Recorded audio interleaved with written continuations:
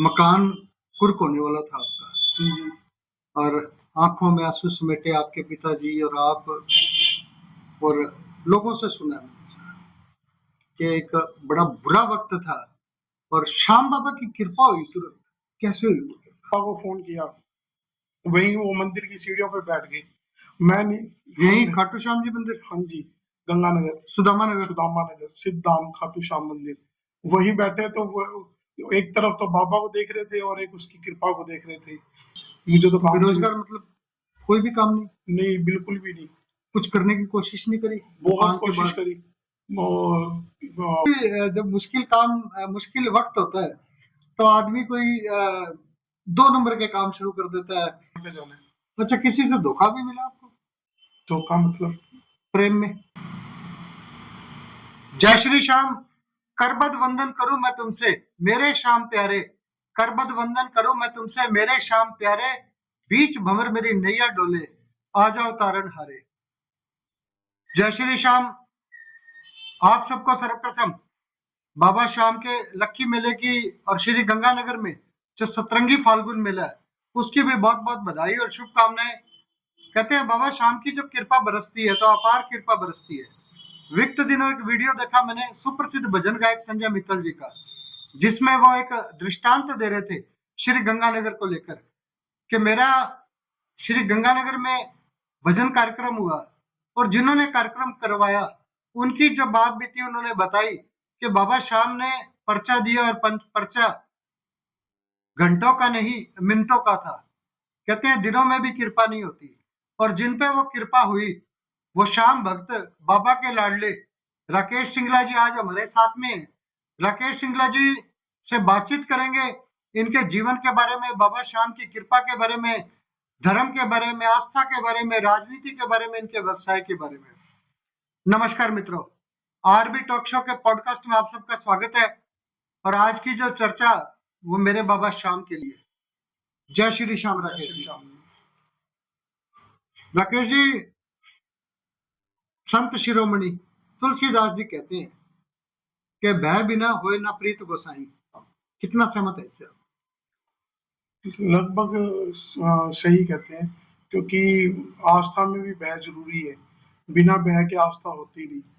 अगर आप भगवान को मानते हो, आप उनके पास जाते हो, तो आपको हमेशा दिल में कहीं ना कहीं ये भय बना रहता है कि मेरा प्यारा, मेरा प्रीतम कहीं मेरे से नाराज ना हो जाए। ये भय बना रहता है कि यार मेरा कुछ बुरा नहीं हो जाए। नहीं नहीं, अगर आपने भगवान में आस्था कर ली तो फिर तो ये विचार आ ही नहीं सकता, क्योंकि सकारात्मक विचार हाँ आएंगे। जी, क्योंकि अगर आप भक्ति में हो और आप विश्वास रखते हो भगवान पे, तो आप यही रहोगे कि मेरा भगवान मेरे साथ हमेशा है। अगर मेरा कभी कोई अहित भी हो रहा है जो मेरे को पसंद नहीं है, वो मेरे पर्सनली हो सकता है कि मुझे पसंद ना हो, लेकिन उसने कुछ अच्छा सोचा होगा उसमें, तो ही वो हुआ है। उसके पीछे कोई ना कोई ऐसा रीजन होगा कि वो होना चाहिए था।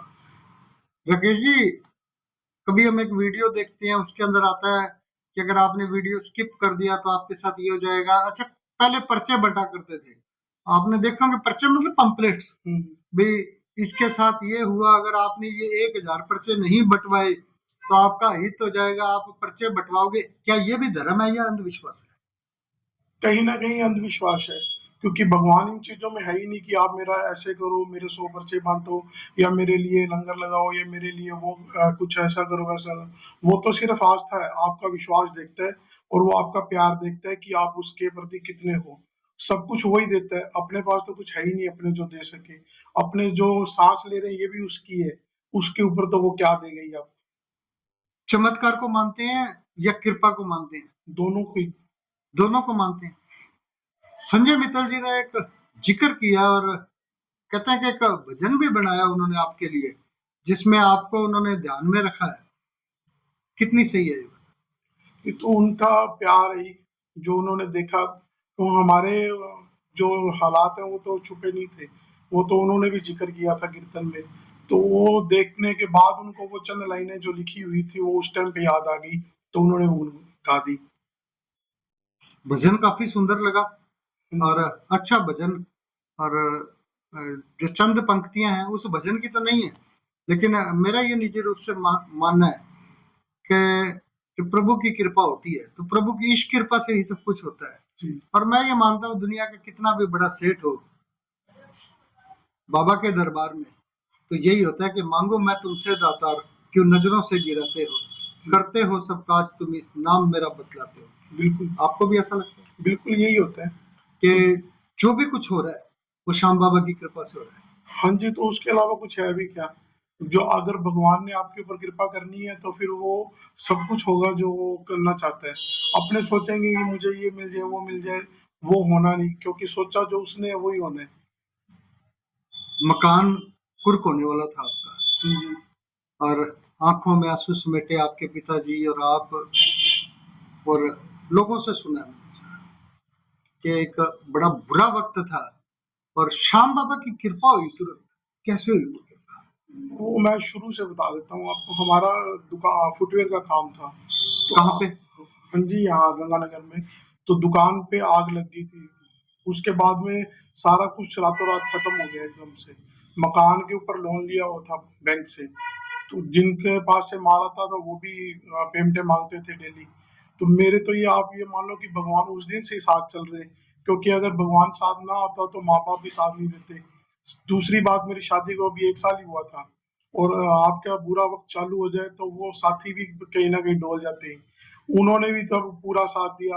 अपने ये कानों के बालियां तक बेच करके हमने लोगों का कर्जा उतारने तक गए। अंत में वो बैंक का कर्जा बच गया था, वो उतार नहीं पाए।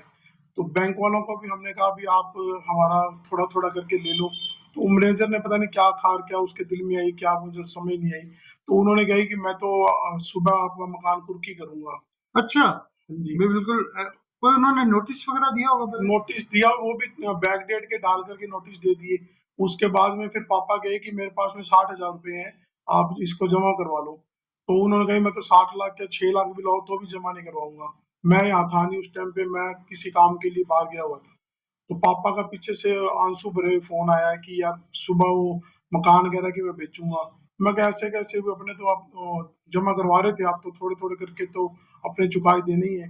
क्या नहीं, वो तो कह रहा है कि मैंने तो आपकी नीलामी लगा दी, अब तो मैं इसको बेचूंगा ही। तो उस दिन शुक्रवार था और बाबा की 11वीं थी अगले दिन शनिवार को। शनिवार को? हाँ जी। तो यहाँ पे वो हमारे अजय जी हैं, राधे राधे हाँ दुर्गा बिल्कुल, मंदिर। मैं कवरेज के लिए जाता हूँ हाँ शाम जी, निशान यात्रा। हाँ जी। तो उनका मैसेज था एक पापा के पास कि शाम ध्वजा यात्रा निकालते। और हमने भजनों में सुना था, मैं शीतल पांडे जी को सुनता था पहले, उनके भजनों में सुना था भी अगर किसी ने ध्वजा उठाई है तो बाबा सुन लेता है। ये नहीं पता था कि कैसे सुनता है, सुन लेता है। तो पापा के मन में आई भी क्या पता अपना भी कुछ सुन ले, तो जा आता हूँ। तो वो ध्वजा उन्होंने सुबह 7:30 बजे वो ध्वजा लेके उनके साथ और गए। कोई जानता नहीं, कोई पहचानता नहीं, अपनी ध्वजा ली और उनके साथ मंदिर में ध्वजा अर्पण कर दी। जैसे ही बाबा के आगे चढ़ाई, उनके भाव क्या थे मुझे नहीं याद पता, क्योंकि वो तो उस टाइम उनके थे।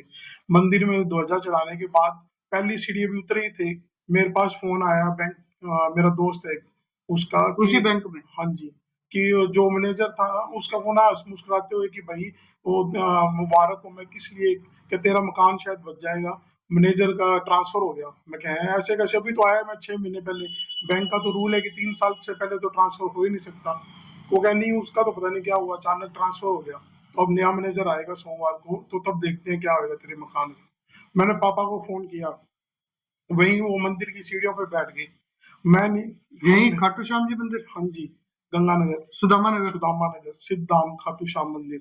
वही बैठे तो वो एक तरफ तो बाबा को देख रहे थे और एक उसकी कृपा को देख रहे थे कि जब सब कुछ ही खत्म हो गया, खत्म होकर के अपने रास्ते पे जा रहे हैं, तो उसने तुरंत ही सुन ली कि अभी तो अंदर जाके क्या किए आए होंगे कि बचा लेना, और इतने में उसका ट्रांसफर हो गया। वो पहला दिन था चमत्कार का। मेरे पास कोई काम नहीं था, बेरोजगार था मैं तो, 5 साल तक कोई काम नहीं था। तो उस दिन, मकान बच गया आपका? हाँ जी, उसके तो बाद नया मैनेजर जो है क्या था उसने? फिर उसके पास मैं गया। 3 दिन बाद मैं आ गया था। फिर मैं गया, मैं क्या सर ऐसे करके ये मकान हमारा गिरवी है और ये हम थोड़े थोड़े करके पैसे भर सकते हैं, इकट्ठे तो मेरे पास है नहीं। आपको कि आज सारे लिख के दो तो वो पॉसिबल ही नहीं मेरे लिए किसी भी कीमत पे। तो उसने कहा कि आप कितने कितने दे सकते हो। मैं कि यार मेरे को तो ये था कि ज्यादा से ज्यादा बता दूं तो कम से कम ये कह दे कि नहीं। मैं कि 50,000 रुपये महीने के मान लो दे दूंगा। क्या नहीं, आप तो 20-20 हजार ही दे देना, मैं मकान नहीं बिकने देता आपका, जब तक मैं रहूंगा तब तक नहीं बेचने देता। उस मैनेजर ने मेरे पास कभी 20 हजार होते थे मैं भराता था, कभी नहीं होते नहीं, लेकिन उसने मकान नहीं बिका। फिर बाबा की कृपा इतनी हुई कि हाँ, दिल्ली से दोस्त का फोन आया और कहा कि तू काम करेगा, मैं क्या कर लूंगा, मुझे तो काम चाहिए। बेरोजगार मतलब कोई भी काम नहीं, नहीं, बिल्कुल भी नहीं। कुछ करने की कोशिश नहीं करी बहुत नेपाल के कोशिश बाद? करी, मंदिर जाने से पहले बहुत कोशिश करी, बहुत हाथ पैर मारे, कभी क्या कर ले, कभी क्या, कभी 3 दिन 4 दिन में सब खत्म हो जाता, तो चलता ही नहीं था आगे वो। उसके बाद जब पापा जाके मंदिर में, और उसके बाद ये आया, तो फिर उसका फोन आया दोस्त का। दोस्त तो वो पहले भी था, उसको पहले भी कहा था कि काम दे दे कोई हो तो, लेकिन तब शायद कृपा नहीं थी तो नहीं होना था। उसके बाद फिर उसका फोन आया, फिर उसने मुझे पहला काम दिया, प्रधानमंत्री किसान समृद्धि केंद्र के हमने केंद्र बनाए थे, तो उसका फ्लैक्स होगा और का काम दिया उसने। फिर उसके बाद में एक और पता नहीं बाबा ने कहाँ से भेजा, असम गवर्नमेंट का हमारे पास दालों का टेंडर दिलाया मेरे को। मुझे उस जिंदगी में नहीं पता था कि दालें खरीदते कैसे हैं, बेचते कैसे हैं, गट्टे की पैकिंग क्या होती है, उसकी नमी क्या ये होती है। सब रोजा ऑर्गेनिक्स यही काम करती है? हाँ जी। सरोजा ऑर्गेनिक्स तो आज की डेट में बाबा ने पता नहीं क्या बना दिया उसको, वो अलग ही चीज बन गई। मैं ये सोच रहा था भी जब मुश्किल काम मुश्किल वक्त होता है तो आदमी कोई 2 नंबर के काम शुरू कर देता है, भी कहीं से भी पैसे आ जाए, कैसे भी आ जाए, मैं मेरा परिवार भी चला लूं, लेकिन ऐसा कुछ नहीं हुआ। नहीं नहीं, इतनी तो कभी, ये तो भगवान की कृपा रही है कि 2 नंबर के तो कभी जिंदगी में ख्याल ही नहीं आया कि करने। 2 नंबर कुछ मीन्स उठा उठा पटक के जो पैसे रहते हैं। कुछ तो माँ बाप के संस्कार भी ऐसे हैं कि उन्होंने उस तरह से सिखाया ही नहीं कभी। उन्होंने मुश्किल हमेशा, वक्त में भी ये नहीं हुआ कि मुझे किसी ऐसे रास्ते पे चलना नहीं मतलब ही नहीं। उस मुश्किल वक्त में आपको ना एक चीज जरूरी है, आपके परिवार, आपके सबसे पहले माता पिता, फिर आपका जो जीवन साथी है वो, आपका अगर साथ देता जाए तो वो मुश्किल वक्त भी आसान हो जाता है। पड़े। तो कंप्यूटर चलाते चलाते मैंने आपको कंप्यूटर सेंटर पे देखा था, दानक धर्मशाला में। हाँ जी। फर्स्ट मुलाकात ही वही हुई थी आपसे हाँ मेरी। जी। तो मेरे को बाद में एक बड़ा आश्चर्य हुआ भी, मेरे को ये हुआ भी, राकेश सिंगला कंप्यूटर चलाते चलाते कॉलोनाइजर कैसे बन गया? ये भी मेरे तो कभी जिंदगी में नहीं सोचा था। हमें वो एक संजय मित्तल जी का कहना होता है, कई बार भजनों में कहते हैं कि हम तो सोचते हैं ख्यालों में और भूल जाते हैं, लेकिन वो अपनी किताब में लिख देता है कि इसने उस दिन ये सोचा था। तो वो शायद क्या पता कभी जिंदगी में सोचा होगा तो उसने लिख लिया अब अपनी तो आप किताब यही सोचते होंगे कि दुनिया मुझको समझे दाता दानी सेठ बताती है, में। वो तो तेरे उसकी, चरणों की धूलि का नाम प्रभु जी गाती है। जी, वो तो उसी की है ना कृपा तो। जब तक उसका आपके ऊपर, सिर के ऊपर हाथ है, तो वो करने वाला भी वही है, करवाने वाला भी वही है, होना भी वही है जो उसने सोचा है, और होगा भी वही जो उसने सोचा है। अभी कितने प्रोजेक्ट चल रहे हैं आपके? अभी 2 चल रही। कौन कौन से? एक तो रिको में हंसराज ड्रीम्स के नाम से, और तो अभी एक हंसराज जी किसका नाम है? दादाजी का। अच्छा, आपके दादाजी का नाम हंसराज जी है। जी। और दूसरा? दूसरा सियागा वाली अक्का वाली रोड के ऊपर है। एक राकेश जी, मैं एक गौर करता हूँ, रिद्धि सिद्धि आंगन देखी होगी आपने। हाँ जी। इस जब आप इस लाइन में, इस कॉलोनाइजर और ये होम प्रोजेक्ट इस लाइन में कब से आया? अभी पहले तो 2-3 लोगों के साथ पहले काफी कॉलोनियां देखी थी, चंडीगढ़ में भी, बठिंडा में भी, और में भी। लेकिन वो हो सकता है कि उस टाइम का एक्सपीरियंस दिमाग में था, तो वही लेकर के फिर आगे ये प्लानिंग करी कि ऐसे कर लेते हैं।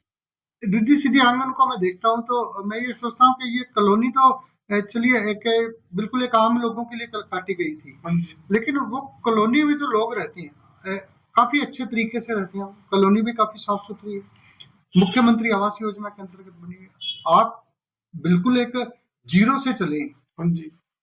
भाई बाबा ने आपको जीरो से उठाया बिल्कुल। हाँ जी। और जिस तरह आप बता रहे हैं तो वो जीरो भी कम पड़ जाती है, जीरो में भी कई माइनस जीरो है, लगा दी होगी। माइनस में जाएंगे। बिल्कुल, वहां से उठाया। आप कोई ऐसा प्रोजेक्ट लेके आएंगे जिससे आम जन को आप फायदा हो? वही हमने आका वाली रोड के ऊपर यही सोच के काटे। उसके अंदर में आम लोग जो लाख 2 लाख 3 लाख रुपए जो इकट्ठा करके अपना मकान सोचते हैं कि मेरे पास मकान हो, किराए के मकानों में रहते हैं, 10,000 रुपए किस्त जा रही है, वो किस्तें जाती रहती है सारा दिन, जिंदगी मकान अपना बनता नहीं। तो हमने वही सोच के 3 लाख 4 लाख रुपए में प्लाट काटे हैं वहाँ।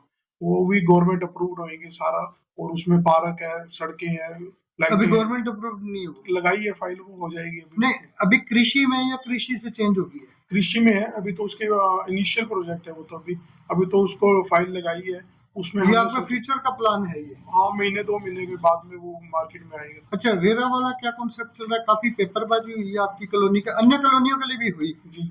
तो आपकी जो अभी प्रोजेक्ट है वो रेरा अप्रूव नहीं है? रेरा में हमने फाइल लगाई हुई है, रेरा वैसे तो ठीक है, क्योंकि जो रेरा जो बना था वो तो उनके लिए बना था जो मेरे हिसाब से तो जो मल्टी स्टोरी फ्लैट बनते थे, क्योंकि प्रोजेक्टर भाग जाते थे जो डेवलपर थे, वो बिल्डिंगें आधी दूरी बनाते थे, वो हैंड ओवर करते नहीं थे जिन्होंने मकान खरीदे, तो वो बीच में लटकते रहते थे। तो फिर गवर्नमेंट ने रेरा का कानून बनाया। रेरा को अच्छा कानून मानते हैं हाँ, कुछ हद तक तो अच्छा ही है। आम पब्लिक के लिए तो। हाँ जी। तो आपने अपनी कॉलोनी रेरा अप्रूव्ड नहीं करवाई? करवाई हमने तो, लगा रखे हैं फाइल लगी है? हाँ जी। तो जो अभी आपकी जो कॉलोनी है वो वैध है क्या अवैध है? वैसे तो वैध ही है, क्योंकि यूआईटी ने अप्रूव कर दिया, यूआईटी ने नक्शा अप्रूव कर दिया। वैध है, यूआईटी अप्रूव्ड है। जी। यूआईटी से 90 की कार्रवाई सब हुआ सब हुआ है। हुआ हुआ है उसका तो 90 फिर 90। इतनी पेपरबाजी कैसे हुई? वो अब अपने अपने हिसाब से, किसी को किसी चीज की पब्लिसिटी चाहिए या कुछ और, तो वो किसी का भी नाम लिख सकते हैं। लेकिन जो अवैध नहीं आपकी कॉलोनी? नहीं, अवैध कैसे? कन्फर्म है बिल्कुल आप? हाँ जी। अभी आज हमारी जो जमीन है वो यूआईटी के नाम चढ़ी हुई है, आवासीय के अंदर यूआईटी के नाम चढ़ी हुई है, नक्शा यूआईटी ने अप्रूव करके दिया हुआ है। नहीं, सिर्फ ऐसा आ रहा है भी आप उन प्लॉट्स को तब तक नहीं बेच सकते जब तक रेरा का हाँ, वो तो है ही। बेचने के अंदर ये है ना कि वो रेरा का रजिस्ट्रेशन जरूरी है, क्योंकि रेरा के रजिस्ट्रेशन के बिना अब राजस्थान सरकार ने कर दिया कि पट्टा नहीं बनेगा। पता नहीं बनेगा। तो वो पट्टा बनाने के लिए रेरा का कब रजिस्ट्रेशन तक हो जाएगा आपका रेरा कवर के? मेरे हिसाब से 15-20 दिन में हो जाना चाहिए। बाकी कितनी तो फीस है इसकी? वो तो नॉमिनल सी फीस है, कोई ज्यादा लंबी चौड़ी फीस नहीं है। तो आप, ये तो 2017 का कानून है, तो आप पिछड़ कैसे गए इसमें? पहले था नहीं इतना कि ये जो छोटी कॉलोनियां काटते हैं उनके लिए हमें पता नहीं था कि जरूरी है। मैंने तो मेरे सीए को पहले दिन ही कह दिया था कि हमें रेरा में रजिस्ट्रेशन करवाना है, लेकिन वो उसने कहा कि अभी राजस्थान में ये छोटा है कॉलोनियों के लिए या प्लॉट काटते हैं उनके लिए नहीं कर रहे। पीछे फिर अभी ये नया इनके पास नोटिस आया था कि जितनी भी कॉलोनियां उनको रेरा रजिस्ट्रेशन करवाने के बाद ही पट्टा इशू करना है। तो वो ये हमें जो आपका जो दूसरा प्रोजेक्ट है जो आप बता रहे हैं कि बिल्कुल आम लोगों के लिए आप लेके आएंगे, जी, और अभी तो वो एग्रीकल्चर लैंड या यूआईटी नक्शा पास हुआ, उसका नहीं हुआ? वो ग्रामीण है, तो वो एसडीएम साहब से या कलेक्टर साहब से पास होगा वो। अच्छा, ग्रामीण क्षेत्र में। जी, तो उसके लिए वो लगाया हुआ है, वो 90 के लिए लगाई हुई है, तो 90 होने के बाद में फिर नक्शा पास होगा उसका। तो 90 अभी के तो बाद इनिशियल में है। लगभग क्या साइज वगैरह रहेगा इसमें? उसमें 20-40 के भी है, 20-50 के भी है और 15-40 के भी है, अलग अलग। मकान बना के देंगे, सिर्फ प्लॉट ही देंगे? कोई कहेगा बना के दो तो बना भी देंगे, हमें तो प्रॉफिट चाहिए नहीं उसके अंदर बनाने में भी, क्योंकि हमें तो पता है कि जो बनाएगा पैसा वो संजो के कैसे लेके आएगा। उस एरिया में वैसे भी वही आएंगे जिनके पास में बहुत मुश्किल से पैसा इकट्ठा किया हुआ है। मुश्किल से। तो इसका आप ध्यान रखेंगे बिल्कुल। बिल्कुल बिल्कुल। धर्म को आस्था का विषय मानते हैं या विचारों का? दोनों का यही, अगर आपके मन में विचार नहीं आएंगे तो आस्था आएगी ही नहीं, आस्था के बिना विचार नहीं आएंगे। युवा धर्म से कैसे जुड़े? युवा को तो उनके संस्कार भी सबसे ज्यादा इम्पोर्टेंट है, और फिर संगति, जो जिस संगति में वो रहते हैं। आजकल की तो माहौल बहुत खराब हो चुकी है, लोग बच्चों का ध्यान है नहीं कि अपने इष्ट देव या भगवान की तरफ कैसे जाएं, तो नहीं, माँ पहले बाप को तो भी चाहिए। देखिए, पहले तो अ, ये रहता था भी, जैसे कोई आपने देखा होगा कि जब हम साल के एंडिंग पे होते हैं, 31 दिसंबर को बड़ी भीड़ रहती है खाटू श्याम जी में, सालासुर में, माता के दरबार में। पहले इतनी भीड़ नहीं हुआ करती थी, पहले इतने भक्तजन नहीं जाते थे। तो ये क्या आस्था बढ़ रही है या सिर्फ ये अभी सिर्फ दर्शन करने जाना है प्रभु से शुरुआत? नहीं, वो प्रेम बढ़ रहा है कि मेरे को मेरा नया साल आ रहा है तो कम से कम मैं उसके साथ तो बनाऊं जिसके साथ मेरी आस्था है। जी। तो मेरा प्यार है जिसके साथ, मैं उसके पास तो जाऊं, क्योंकि आप देखो कि कोई विदेशों में जाता है, कोई पार्टियां करता है, कोई और करता है, जिसका भगवान के साथ प्यार है वो भगवान के पास जाएगा। तो युवाओं की आस्था तो बढ़ रही है इससे। हाँ, बढ़ रही है, लेकिन और उनको धर्म से जुड़ने के लिए क्या करना चाहिए? कुछ नहीं, अपने मन में विचार सही रखने चाहिए और नकारात्मक चीजें बाहर रखनी चाहिए, और मंदिर जाओ चाहे नहीं जाओ, लेकिन मन में ये होना चाहिए कि भगवान मेरे साथ है। आप जाते हैं मंदिर? हाँ, जब भी अब तो पता नहीं क्या भगवान ने इतना बिजी कर रखा है बाबा ने कि अपने पास बुलाता है, भूल लेकिन तो नहीं गए बाबा को? नहीं, नहीं, ये तो श्वास लेना भूल सकते हैं लेकिन वो नहीं भूल सकते। सांस लेना भूल सकते हैं। अभी भजन संध्या का भी कार्यक्रम आपका? हाँ जी, कितनी तारीख को है? अभी एक 13 तारीख को है होली का। होली से पहले करो। हाँ जी, अब होली तक से कितनी पहले भजन संध्याएं हो चुकी हैं? एक हो चुकी है जो पिछले साल 12 सितंबर 2024 को हुई थी। ठीक है। अभी ये 13 तारीख को होगी ये। 13 तारीख को। हाँ जी, होली का प्रोग्राम है, फूलों की होली का, राधा कृष्ण की झांकियां, श्याम बाबा का गुणगान करेंगे उसके अंदर। फिर 6 सितंबर 2025 को है, वो मेरे दादा दादी जी ये की याद इतना प्रबंधन आप अकेले करते हैं या टीम रहती है आपकी सहयोगी के रूप में? में। टीम तो है ही, बिना टीम के तो काम हो ही नहीं सकता। शाम परिवार मंडल है, रोहित भाई है, लाला भाई, उनका पूरा वो मार्गदर्शन है, तो और वो ही संभालते हैं। उनका तो कहना है कि तू तो नहा धो के आ जाए, कर बाकी मैं अपने आप कर लूंगा। तो उनके बिना तो हमारा पॉसिबल है ही नहीं। इतने बड़े कार्यक्रम के लिए धन की बड़ी महती आवश्यकता रहती है या सब हो जाता है अपने आप? जो वो बैठे नहीं सच धज के सेठ, तो वो अपने आप ही व्यवस्था कर देता है कि उसको कब क्या कैसे करना है। आपकी कोई टेंशन नहीं? मैं तो कभी लेता ही नहीं अब तो।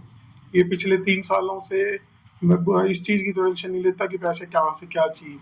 अपने आप ही आ जाता है? अपने आप वो व्यवस्था, जब सब कुछ है ही उसका, तो मैं तो उसका नौकर हूँ। उसने तो मुझे नौकरी दे रखी है, ये उसकी एहसान है मेरे ऊपर। नहीं तो मैं तो इस लायक भी नहीं था कि कोई मेरे को पास खड़ा कर सके। उसने आज इस लायक बना रखा है, तो ये उसका ही कर्म है। उसने नौकरी दी है, तो मैं तो नौकरी कर रहा हूँ। राजनीति में भी कोई रुचि? थोड़ी बहुत तो हर किसी की होती है। आपकी कितनी है? थोड़ी बहुत तो जितनी सबकी। पसंदीदा नेता कौन सा आपका? सभी यही है, उसमें तो कोई वो तो नहीं, गंगानगर के अलावा राष्ट्रीय स्तर पे। अभी तो मोदी जी ठीक चल रही। अच्छा, मोदी जी को ठीक मानते हैं आप? हाँ जी। अच्छा, कैसे? जिस हिसाब से उन्होंने वर्ल्ड लेवल पे इंडिया का नाम किया, उस हिसाब से तो वो ठीक है। अभी कभी जिस इच्छा है मोदी जी से मिलने की? वो तो सबकी है ही। अच्छा, एक बात है, ये शेयर मार्केट जब गिरता है तो प्रॉपर्टी बाजार बढ़ता है मैंने कभी इस चीज पे गौर नहीं किया ही। या क्योंकि पैसा कहीं से निकलेगा जी। तो कहीं और तो लगेगा, ये तो एक सामान्य नियम है हाँ कि जी। अगर वो गिर रहा है तो वो नीचे से चला भी तो होगा। हाँ जी। वो अपना वैसे भी गंगानगर फसलों पे डिपेंड है। अब फसलें जिस हिसाब से आती है, अगर अच्छी फसल होगी तो गंगानगर में प्रॉपर्टी अपने आप ही अच्छी हो जाती है। अगर फसल अच्छी ना हो तो बस सारा बाजार ही मंदा चला जाता है। गंगानगर के लिए क्या सोचते हैं? गंगानगर के लिए गंगानगर ने दिया बहुत कुछ है ही। अब जितना दिया है उस हिसाब से अपने जो दे पाए वो कम ही है। लेकिन वो सोच आपको क्या अच्छी। लगता है अभी किस तरह से होना चाहिए शहर हमारा? शहर में जिस तरह अब सड़कों का एलएनटी ने बुरा हाल कर रखा है, उसके वजह से अब शहर का बेड़ा गर्क कर दिया उन्होंने। अब ये लगता है कि अगर हमारे पास इतना सामर्थ्य होना तो कम से कम सड़कें तो सही कर ले। और दूसरा हरियाली का, क्योंकि जब अगर पेड़ पौधे नहीं होंगे, अभी वातावरण गर्म होता जा रहा है दिनों दिन। अब आगे गर्मियां आएंगी, पहले से ज्यादा गर्मियां पड़ने लग गई। पेड़ अपने इतने लगे नहीं हुए। तो यही सोचा है कि ज्यादा से ज्यादा पेड़ लगाएं, ताकि हरियाली हो तो वातावरण का असर थोड़ा सा कम हो। धर्म के साथ साथ पर्यावरण की चिंता है आपको? जी। गंदा पानी एक बहुत बड़ी समस्या है श्री गंगानगर के लिए। कुछ सोचा आपने कि क्या होना चाहिए यहाँ पे और आप इसमें क्या कर सकते इस बारे में तो अभी कुछ नहीं सोचा ही, लेकिन आपने आज बताया तो सोचेंगे ही। हैं? नहीं, आपको नहीं लगता कि हमारी जो युवा पीढ़ी है लगातार इस जो पानी है उसमें इतना मेटल्स है, इतनी गंदगी है कि उसको पी के हमारे यहाँ की युवा पीढ़ी है वो खत्म होती जा रही है और आने वाले जो साल है वो बहुत बुरे होंगे इसके लिए।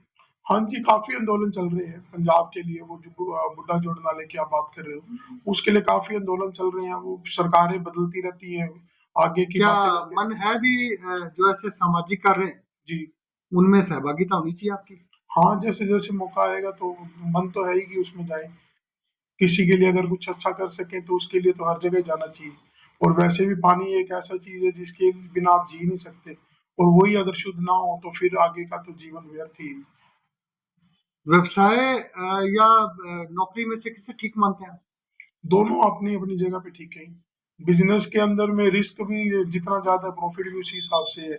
लेकिन नौकरी में एक फिक्स इनकम होती है, उसी हिसाब से वो अपना लाइफस्टाइल उसी हिसाब से जी सकते हैं और अपना चलते रहते हैं। युवाओं को क्या करना चाहिए आज के समय में? वो उनकी समझ के हिसाब से, सोच के समझ के कि मेरे लिए क्या ठीक है, और किसी की गाइडलाइन लेकर के, अगर फैमिली में बिजनेस का माहौल है तो पीछे का सारा देख करके उसी हिसाब से डिसीजन लेना चाहिए।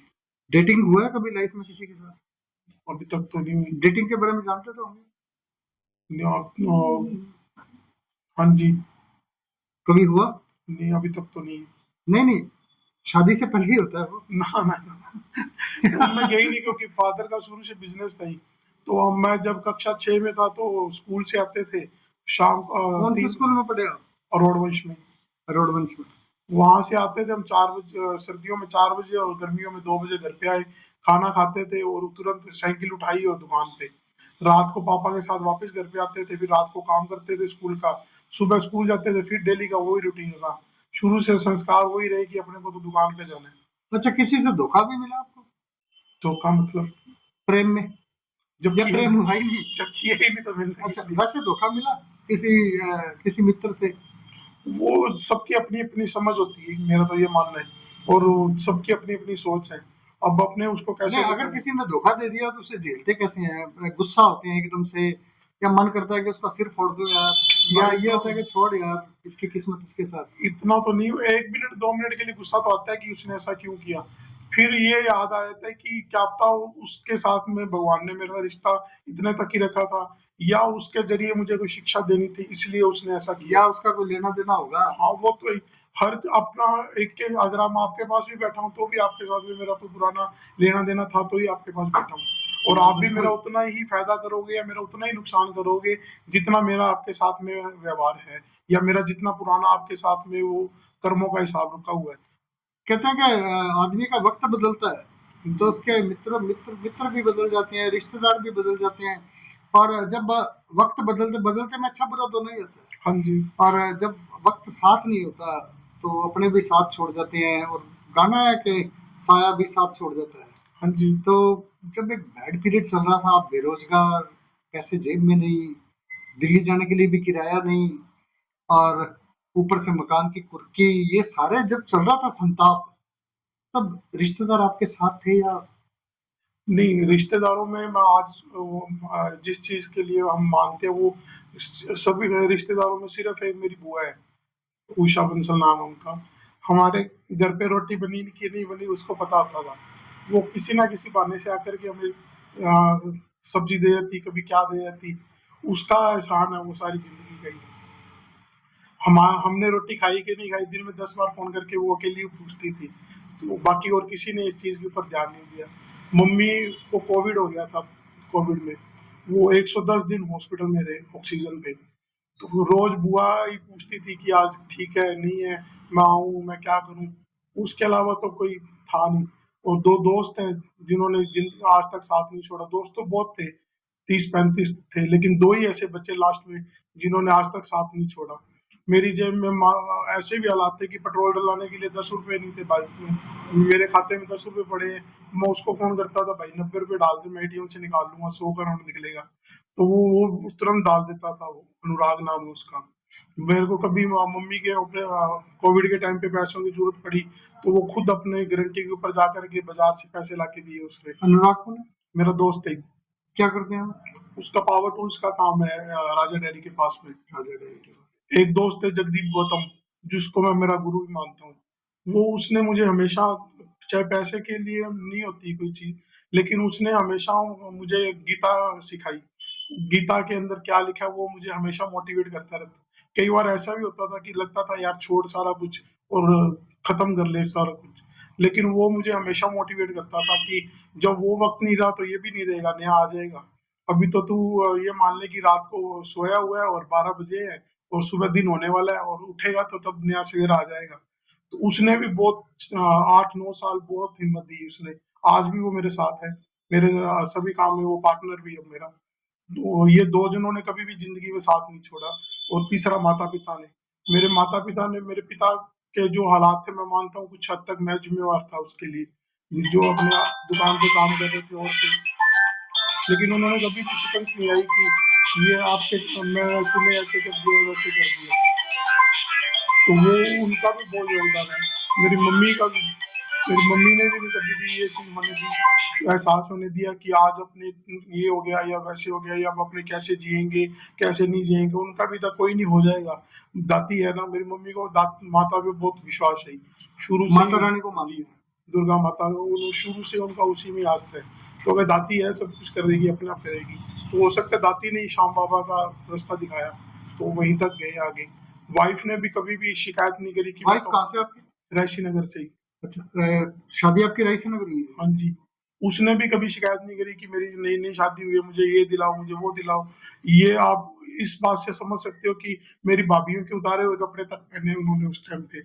बेटी हो गई थी, बेटी के भी कपड़े भतीजियों के और उनके वो पहनती रही है। अब जाकर के कोई 2 साल पहले तक कुछ उनको सामान अब खरीदना चालू किया उन्होंने। बेटियां कितनी? 2 बेटी हैं। बेटा? बेटा नहीं है। चलो, श्याम बाबा कृपा करेंगे, वो भी हाँ, जल्दी करेंगे। वो तो उनकी ही। बिल्कुल। बेटियां भी अच्छी है ही बेटों से तो। बेटियां बेटियां एक समान ही होती हैं। हाँ जी। राकेश जी, कलयुग का आधार किसे मानते हैं? कलयुग का आधार नाम है। ये तो हर कोई बताता ही है कि आप जितना नाम लोगे उसी हिसाब से ही चलोगे। तो मेन तो नाम है। अगर आप भगवान किसका की बात नाम? करें, किसी का जिसको जिस भी देव को आप मानते हो, अगर आप राम जी को मानते हो तो राम राम कर सकते हो, हनुमान जी को तो मानते हो हनुमान जी का, माता को मानते हो तो माता, लेकिन नाम जरूरी है, किसी का ही लो। कलयुग केवल नाम आधार है। हाँ जी। और कलयुग में जीने के लिए क्या ठीक रहता है? सिर्फ कर्म? मेन तो कर्म ही है प्रधान। गीता में भी कृष्ण जी ने बताया है कि आपके हाथ में जो सिर्फ एक चीज है वो कर्म है। वो आप जो करते हो वही आपके साथ जाना है। अच्छा करोगे तो अच्छा, बुरा करोगे तो बुरा। लेकिन उसमें से भी निकलने का एक तरीका गीता में उन्होंने बताया है कि अगर आप जो भी कर्म पूरे दिन में करते जा रहे हो वो मुझे समर्पित करते हुए अगर आप करते जाओगे तो फिर आपके ऊपर उसका भी कोई भार नहीं है। कई बार हम देखते हैं कि बंदा घर से बाहर निकला, कर्म बहुत अच्छे हैं, लेकिन फिर भी उसके साथ अच्छा नहीं होता। तो ये क्या पूर्व जन्मों का हाँ, प्रारब्ध वो रहता तो है? है ही। अगर आपने जो पूरब में जो बोया है वो तो फसल तो काटनी पड़ेगी। वो तो अभी काटनी पड़ेगी, आगे और पीछे का कुछ तो है ही नहीं। अब आप मान लो कि अगर किसी के पास कुछ नहीं था और एकदम से वो कुछ हो गया, तो हो सकता है भी पहले कुछ अच्छे कर्म किए हैं तो ही वो आज अच्छा हुआ है। और पहले कोई बुरे कर्म किए थे, आज अच्छे कर रहे हो तो वो बुरों का कभी ना कभी तो फल भुगतना ही पड़ेगा। फल भुगतना पड़ता है। धर्मपत्नी क्या करती है आपकी? हाउस वाइफ है।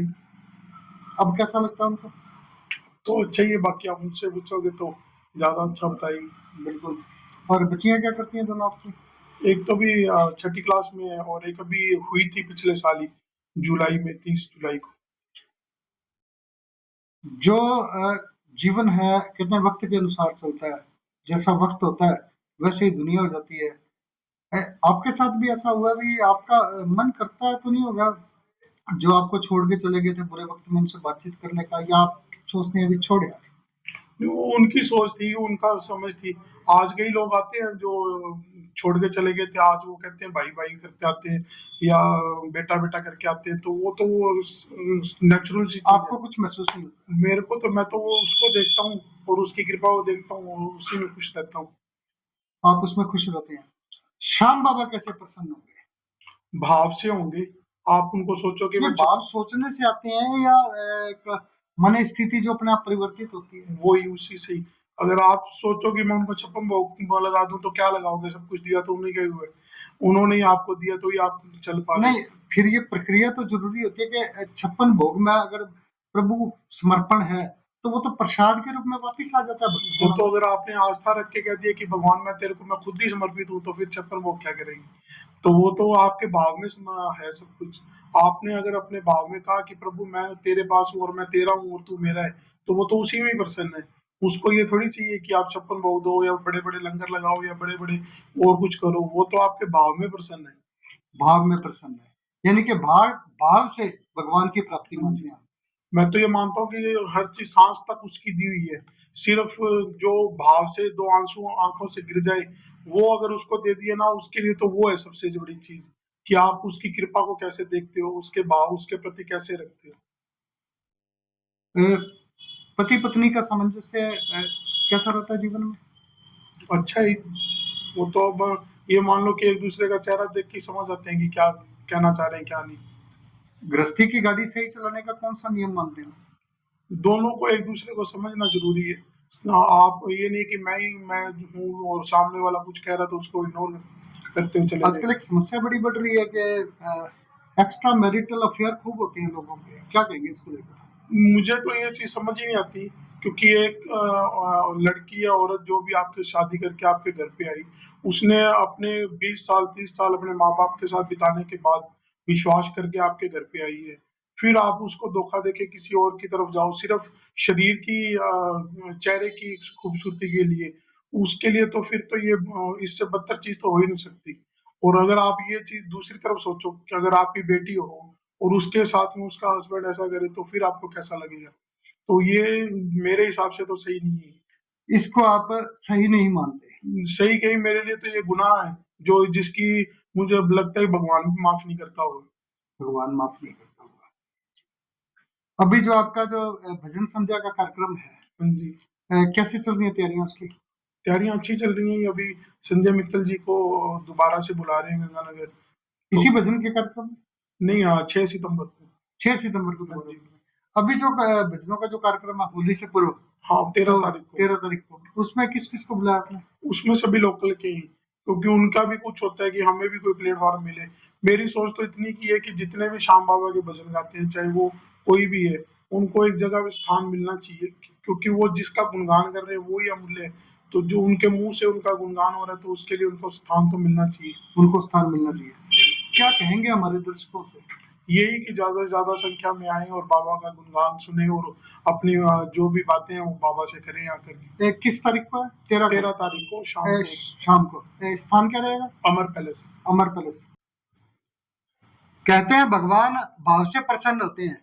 ऐसा ही राकेश सिंगला जी का कहना है कि अगर हमारे भाव अच्छे होंगे और वो भाव अच्छे अच्छे कर्मों से होंगे, जब हमारे कर्म अच्छे होंगे तो हमारे भाव भी अपने आप अच्छे होंगे।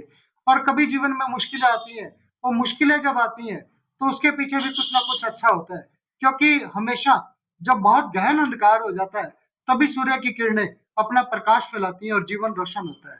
और भगवत प्राप्ति के लिए सबसे जरूरी है कि भगवान श्री कृष्ण जी के लिए कहते हैं कि कहे दुर्योधन ताई रुखा। जो दुर्योधन जैसे विचारों के व्यक्ति हैं आज भी, उनके लिए तो भगवान हमेशा से रुखे रहेंगे, लेकिन भक्त जनों के लिए भगवान हमेशा उनके हृदय में उपस्थित रहते हैं। जैसी उनकी मुश्किल होती है उन मुश्किलों का हल करते हैं। राकेश सिंगला जी का जो अनुभव है वो मैंने आपके साथ साझा किया, और मेरा आपसे निवेदन भी रहेगा, यह आपके एक दोस्त का निवेदन है कि आरबी टॉक शो के इस पॉडकास्ट को आप ज्यादा से ज्यादा जन जन तक पहुंचाने का कार्य करें। और हाँ, एक निवेदन है मेरा आपसे, विनम्र निवेदन है कि बाबा शाम की भजन संध्या में 13 तारीख को अमर पैलेस में जरूर पधारें। आपको भी आनंद आएगा और हमें भी आनंद आएगा। जय श्री श्याम। मिलते हैं फिर से एक बार एक नए पॉडकास्ट के साथ। धन्यवाद। जय हिंद, जय भारत। आपका राजेश अरोड़ा।